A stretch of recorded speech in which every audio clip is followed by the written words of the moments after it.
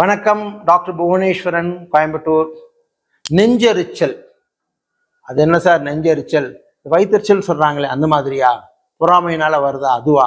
நான் அதெல்லாம் சொல்ல வரல. நான் சொல்ற நெஞ்செரிச்சல் நிஜமாலுமே நெஞ்செரிச்சல்.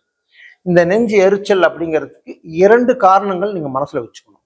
ஒன்று, ரிஃப்ளக்ஸ் ஈசோஃபேஜைட்டிஸ் என்று சொல்லக்கூடிய உணவு குழாயில் அமிலம் மேலே சேரி அதன் காரணமாக வரக்கூடிய ஒரு பர்னிங் சென்சேஷன்.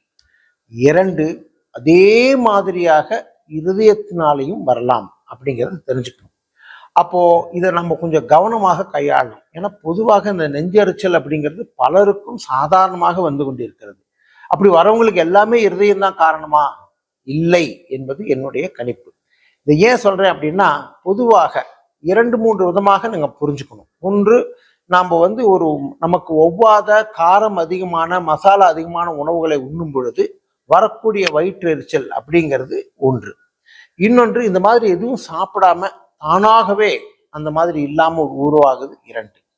மூன்றாவதாக, அதிகாலையில் ஒருவருக்கு இந்த வயிற்றெரிச்சல் வந்து அது அவரை தூக்கத்திலிருந்து எழுப்பி விடுகிறதா அப்படின்னா, அந்த வயிற்றெரிச்சலுக்கும் இருதயத்திற்கும் ஒரு தொடர்பு இருக்குன்னு நாங்கள் பார்த்துருக்குறோம்.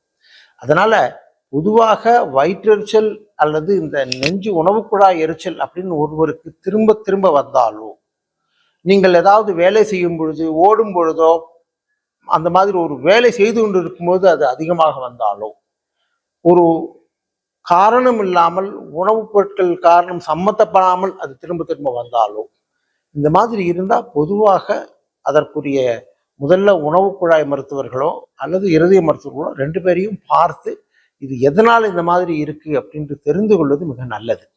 அதனால சில சமயம் இருதய நோய் இந்த உணவு குழாய் நோய் மாதிரி வரலாம்.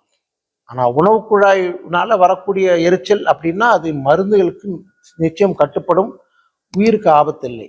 ஆனால் இருதயத்தினால வரக்கூடியது அப்படின்னா அதற்கு சரியான வைத்தியம் செய்யாவிட்டால் சிக்கலில் விடும். புரிஞ்சுட்டீங்களா? அதனால பயந்து கொள்ள வேண்டாம். உணவு குழாய் எரிச்சலை உதாசீனப்படுத்தாதீர்கள். வணக்கம்.